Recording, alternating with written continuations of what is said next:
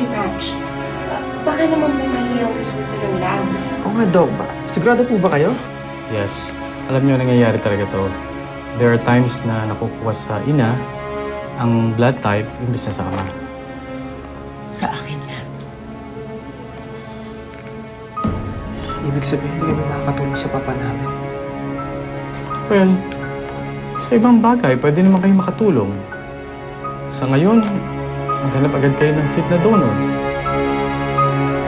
Mahirap itong mahanap, very rare, pero hindi naman imposible. If I were you, lalapitan ko na agad ang mga relatives ko.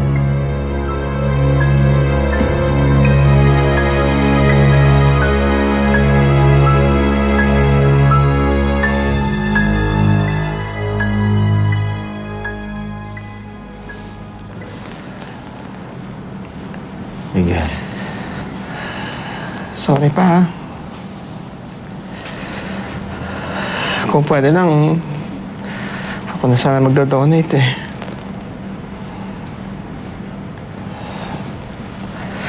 Saka kung nakarating pa ako na mas maaga,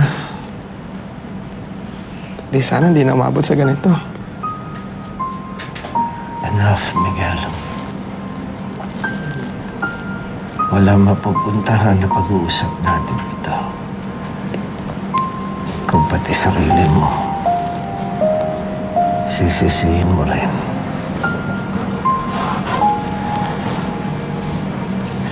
Basta, don't worry pa. I'll do everything I can para makahanap ng donor. Kapit ka lang pa, ha?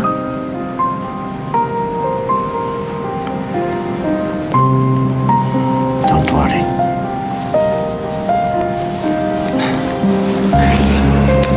Sige pa.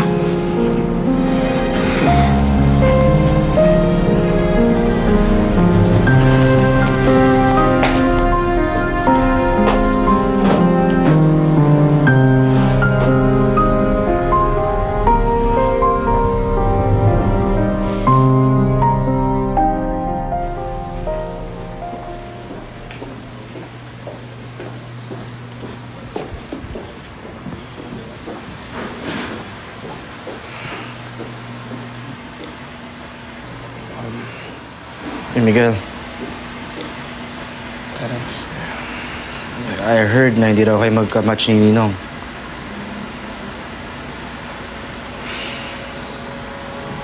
Hey. Don't worry. We'll find him a donor. Ang tanong, sino?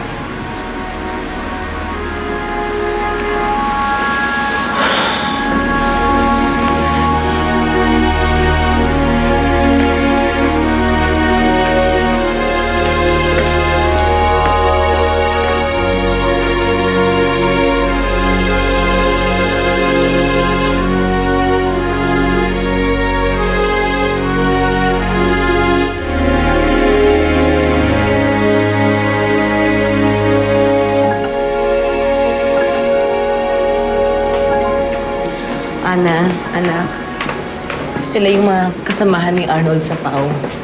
Sinilip na nila si Arnold. Magandang araw po. Ano?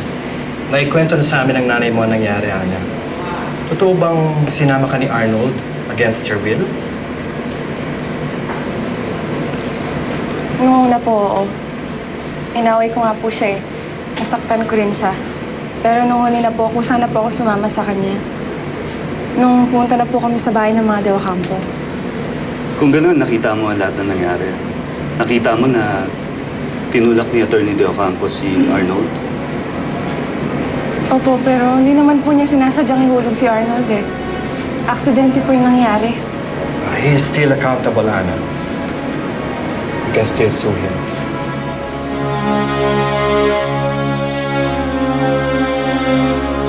Okay, basta paalam niyo agad sa akin kung ano pang kailangan dyan, ha? Okay. Yep, just let me know as soon as possible. Okay. Yes, ano may tutulong mo? Doc, ako na lang po magdodonate ng liver kay Mr. Manuel De Ocampo. Oh, Your family friend, close relative, o... Sabagay, nakikita nga kitang kasama ng mga pamilya Del Campo. Pero... magandang hangarin mong tumulong, ha? Pero hintayin natin ang resulta ng paghanap-hanap ni Mrs. Del Campo, ha? Kasi kailangan talaga immediate relative, you know, hindi pwedeng kung sino-sino lang. At mas magandang first degree relative. Kaya hintayin mo lang natin.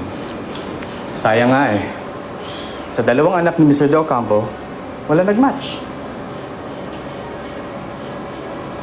May isa pa po siyang anak. Dalawa lang ang nabanggit sa akin ni Mrs. Del Campo at even on records. Yes, Doc.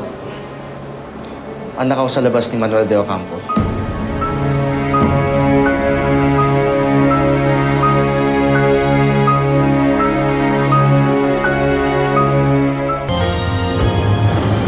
Hindi ba sila nagtanong? Hindi naman. Naghahanap lang sila ngayon ng malalapitan. Manuel, wala ka bang kamag-anak na maaari nating tawagan? Lahat kasi ng mga kaibigan mo at mga kilala kong mga kamag-anak mo nasa abroad. Kasi naman, napakahirap naman kasi ng blood type mo. AB pa yung napunta sa'yo. Kung sana, iba lang. Baka mas madali kaming makahanap ng kamatch mo.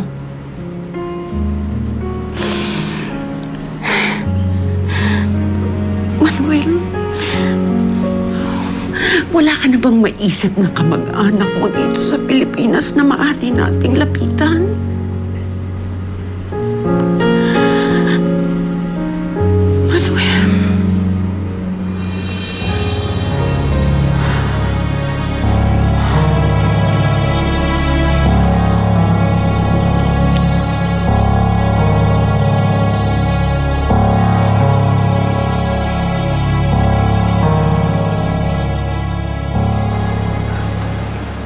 Type A rin po kayo?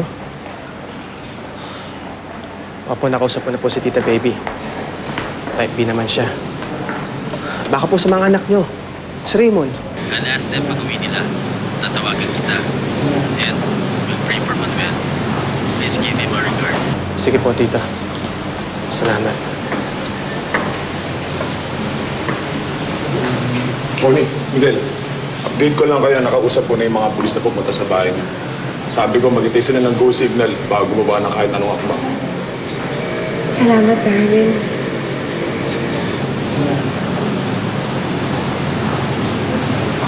Miguel de Ocampo. Attorney.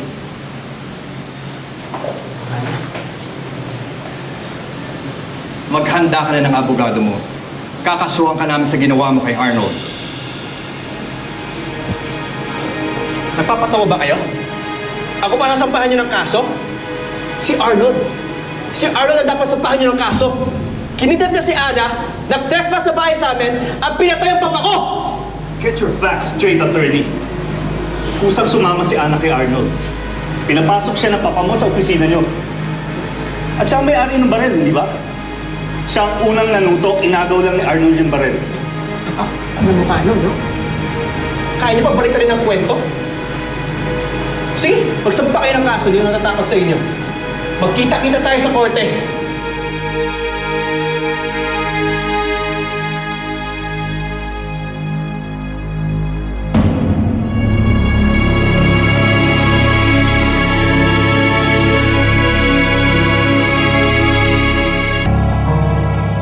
See you in court. Mas lalong hindi kami takot, Miguel. May witness kami magpapatunay sa lahat ng sinasabi namin. Miguel, sinabi ko naman hindi mo sinasadya. Kapal ang mukha mo. Ituturo mo pa ngayon si Kuya. Kayo ang nanggulo sa bahay, ah! How dare you? Ididiin mo pa si Miguel after he saved your life? Wala kang utang na loob. Tinanong nila ako kung ano nangyari. Pero ayoko madiin ka.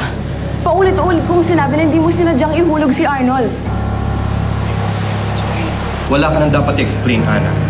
Bumalik ka na kay Arnold.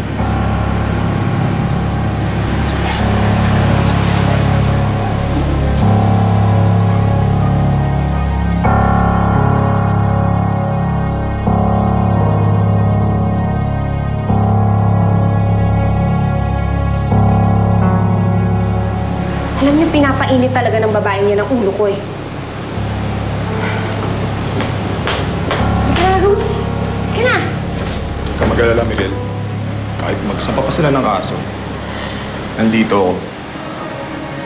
Marami tayong kadikit ng mga pulis. Hindi kita papabayaan at lalong hindi tayo papabayaan ng mga kaibigan ng papa mo.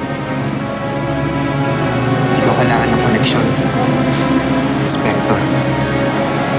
Kaya ko ipagtanggol ang sarili ko. Kahit na ako mismo maging abogado para sa sarili ko. Gusto ko sa'yo. Matapang ka din pala. Hindi ka pala basta-basta umuurong. Dahil nasa tama ako. Si Arnold. Siya ang maraming sasagutin sa batas. So kakasuhan mo sa Arnold. Hindi ko pa iniisip yan. Inaalala ko muna yung kalagayan ni Papa.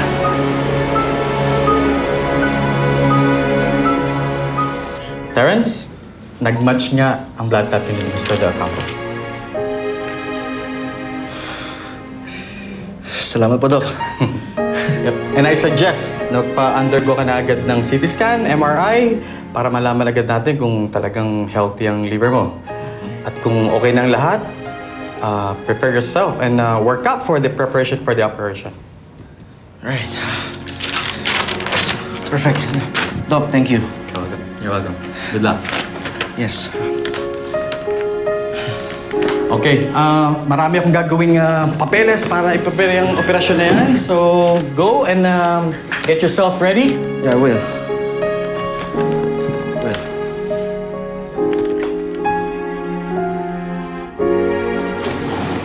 Magpalakas ka ng gusto, Terrence, ha? Yes, Doc. Doc, wala pa po kayo mahanap ng liver donor para kay Papa eh. Hanggang kailan po ba pwede maghanap? Well, I have some good news for you. Meron tayong possible donor for your dad. Doc, sino? Well, siya.